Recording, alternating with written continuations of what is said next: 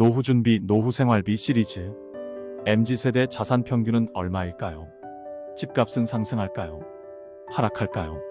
최근 30대 분들이 내가 얼마나 모아야 30대 자산 평균인지 문의하는 분들이 많은데요. MZ세대의 평균 자산에 대해서 잠깐 알아보도록 하겠습니다. 금감원, 한국은행, 통계청에서 최근 4년간 조사한 데이터를 통계청이 최종적으로 취합한 결과 30대 가구 평균 자산은 21년 기준 4억 17만 원으로 집계됐습니다. 이는 2017년 대비 1억 1376만 원 뛴 수치입니다. 주로 부동산을 통해 자산을 축적한 것으로 나타났습니다. 그런데 통계청의 조사 결과가 정말 30대 한국인 평균일까요? 대한민국 전체 인구 5천만 명 중 주택 소유자는 1,508만 명으로 약 30.1%입니다. 주택 소유자 중 30대는 겨우 10.9%에 불과합니다. 또 30대 전체 인구 중 주택 소유율은 약 25.3%로 4명 중 3명은 집을 가지고 있지 않은 셈이죠. 한국 국민 평균 소득은 지난 2020년 기준 월 320만 원가량입니다. 2021년 자료에 따르면 중위소득은 연봉 기준 명목 3,174만 원에 실질 3,097만 원, 월급 기준 명목 264만 원에 실질 258만 원입니다. 일부 고소득자들이 평균 소득을 끌어올리는 것까지 감안해 중위소득을 함께 봐야 하는 것이죠. MZ세대 중 가장 젊은 20대는 어떨까요? 20대 전체 평균 자산은 1억 2,100만 원으로 나타났습니다. 참고로 평균 자산은 순자산 더하기 대출 합계입니다. 참 이상한 결과지요. 내 주위에서는 1억 이상 가진 20대를 찾아보기 힘들기 때문인데요. 여기서 평균 자산은 1억 2,140만 원이긴 하지만 상위 20%와 하위 가구가 39배 정도 차이 나기에 상위 20%가 평균값을 끌어올렸다고 보면 됩니다. 20대 상위 20% 평균 자산은 무려 3억 3천이지만 20대 하위 20% 평균 자산은 844만 원으로 1,000만 원도 채 안 됩니다. 20대 대부분이 부모로부터 금전적 지원을 받는 등 경제적 독립을 하지 못한 상태인 것으로 나타났습니다. 2023년 8월 24일 구인구직 아르바이트 전문 포털 알바천국이 20대 1319명 대상으로 조사한 결과 10명 중 9명인 88.1%가 아직 경제적으로 독립하지 못했으며 부모님으로부터 금전적 지원을 받고 있는 것으로 조사됐습니다. 부모님께 지원받는 분야는 식비, 용돈 등 생활비가 59.1%의 응답률로 가장 많았으며 매달 지원받는 금액은 평균 50만 2천 원으로 집계됐습니다. 100만 원 이하 소액 대출을 받은 20대 4명 중 1명이 몇천 원의 대출 이자도 못 내는 것으로 나타났습니다. 이처럼 몇천 원이 아쉬운 20대가 매우 많은 반면 부의 대물림 규모는 갈수록 커지고 있습니다. 자식 등에게 물려주는 상속증여 재산은 지난 5년간 100조 원 가까이 증가했습니다. 구체적으로 상속 재산은 96조 506억 원으로 5년 전인 35조 7,412억 원보다 60조 3,094억 원 증가했습니다. 같은 기간 재산을 물려주는 부모는 6,986명에서 15,760명으로 2.26배 많아졌는데요. 1인당 평균 상속 재산은 40억 원에 달했습니다. 특히 상위 1% 피상속인 158명의 상속 재산 가액은 36조 8,545억 원이었습니다. 이들은 평균 2,333억 원을 자식 등에게 물려준 것이죠. 금수저 흑수저로 대표되는 우리 사회 양극화 문제가 갈수록 심화되고 있는 것이죠. 그럼 한국의 부자들은 어떻게 돈을 벌었을까요?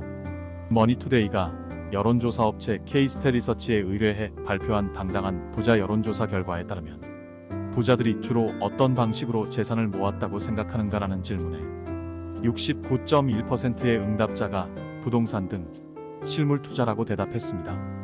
고금리 기조 속에서 지난해보다 집값이 떨어졌음에도 재산을 불리는 여러 방안 중 14년째 1위 자리를 지켰습니다. 서울의 아파트값이 지속 상승한 가운데 집값 바닥론을 외치는 이들이 늘고 있는데요.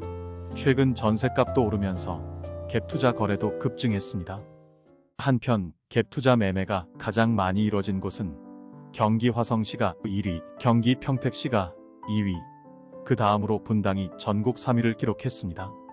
집값 바닥에서 상승장으로 추세가 전환된 것일까요? 아니면 일시적인 데드캣 바운스일까요? 2023년 8월 24일 한국부동산원에 따르면 8월 21일 기준 전국 아파트 매매 가격은 0.07% 상승하며 한 주 전인 0.04%보다 상승폭이 올랐습니다. 특히 서울이 0.14% 올랐고 최근 2주 연속 보합세를 나타낸 지방도 0.02% 오르며 작년 5월 첫째 주 이후 68주 만에 상승 전환했습니다. 다만 상승 지역을 분석해 보셨습니까?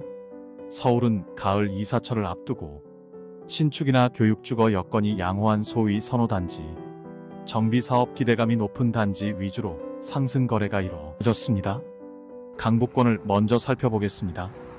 0.25% 상승한 성동구는 행당금 5동 대단지 위주로 0.21% 상승한 용산구는 한남 이촌동 주요 단지 위주로 동대문구 0.20%는 장안 답심리동 위주로 마포구 0.20%는 염리 대흥동 주요 단지 위주로 상승했습니다. 강남권은 어떨까요? 송파구 0.37%는 잠실 신천동 대단지 위주로 0.20% 상승한 강남구는 압구정 대치동 주요 단지 위주로 0.18% 상승한 양천구는 목동 주요 단지 위주로 강동구 0.18%는 고덕 암사동 위주로 상승했습니다. 특히 지방은 상승 지역의 한계선이 더 뚜렷하게 보입니다. 지방은 선호 지역과 비선호 지역의 차이가 더 크고 상승과 하락이 매우 혼재된 양상이 보입니다. 금리도 집값도 오른다. 기묘한 주택시장의 가계대출 들썩. 집값 회복 바람 타고 다시 커지는 가계빚 폭탄. 전체 가계빚이 지난 2분기에 9조 5천억 원 증가한 것으로 나타났는데요. 2분기 연속 줄었던 가계빚은 부동산 영끌 행렬이 부활하자 다시 증가세로 돌아섰고 주택담보대출 규모는 역대 최대 기록을 다시 썼습니다. 그런데 통계를 보면 이상한 점이 있습니다.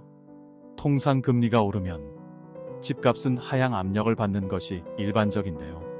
높아진 금리에도 지난 2분기 가계대출이 10조 원 넘게 급증한 이유는 무엇일까요?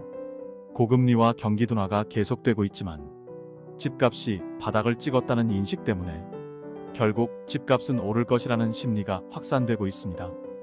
한은이 공개한 소비자 동향 조사 결과를 보면 2023년 8월 주택 가격 전망 소비자 동향 지수 CSI는 한 달 전보다 5포인트 오른 107을 기록했습니다. 주택 가격 전망 CSI는 지금부터 1년 뒤 집값에 대한 소비자 판단을 0에서 200 사이 숫자로 표현한 지표입니다. 지수가 100을 넘으면 집값 상승론이 하락론보다 우세함을 의미합니다. 즉 소비자들은 이달 집값 하락론보다 상승론에 힘을 실어준 것이죠. 한편 부동산 중개업체가 바라본 하반기 전망은 어떨까요? 국토연구원이 23일 발간한 2023 부동산 시장 조사 분석에 따르면 전국 중개업소 2,338곳을 대상으로 설문조사를 실시한 결과 중개업소의 48.0%는 하반기 주택 가격 전망을 묻는 질문에 변화 없음이라고 답했습니다. 뒤를 이어 다소 하락 30.0%, 다소 상승 21.0% 등의 응답이 많았는데요. 즉 부동산 중개업소 두 곳 중 한 곳은 하반기 주택 가격에 큰 변화가 없을 것으로 내다봤습니다. 최근 전국 아파트값이 반등세를 보이고 있지만 금리 불확실성과 가계부채 증가, 경기 둔화 등 가격 하락 요인이 적지 않기 때문으로 풀이됩니다. 왜 데드캣 바운스인가? 데드캣 바운스란 집값이 반짝 상승했다가 다시 하락할 것이라는 전망인데요. 이렇게 부정적으로 보는 이유는 무엇일까요? 첫째, 거래량이 수반되지 않는 점입니다. 둘째, 중국의 악재 등 가격 상승의 환경이 제대로 만들어지지 않았다는 점입니다. 현재 수출이 감소하고 환율을 올라가고 있는데요. 환율이 올라가면 수입 가격도 올라가고 물가도 올라갑니다. 그럼 소비 여력이 감소되죠. 대출은 한계가 있습니다. 높은 금리가 당분간 인하할 계획이 없기 때문에 영끌족들이 얼마나 버틸지는 미지수지요. 또한 현재도 매물이 쌓여 있다는 점입니다. 사실 주택도 매수 시기가 중요한데요. 주택을 소유한 가구 중 2020년 무주택자에서 2021년 주택 보유자가 된 사람은 103만 6천 명인 것으로 나타났습니다. 집값이 고점일 때 주택을 구매했을 것으로 추정되는 계층이죠. 반대로 2020년 주택 보유자에서 2021년 무주택자로 전환된 사람은 55만 2천 명으로 조사됐습니다. 주택 가격이 정점을 찍었을 때 집을 팔아 차익을 실현했을 것으로 추정되는 계층입니다. 참고하시기 바랍니다. 시청해주셔서 감사합니다.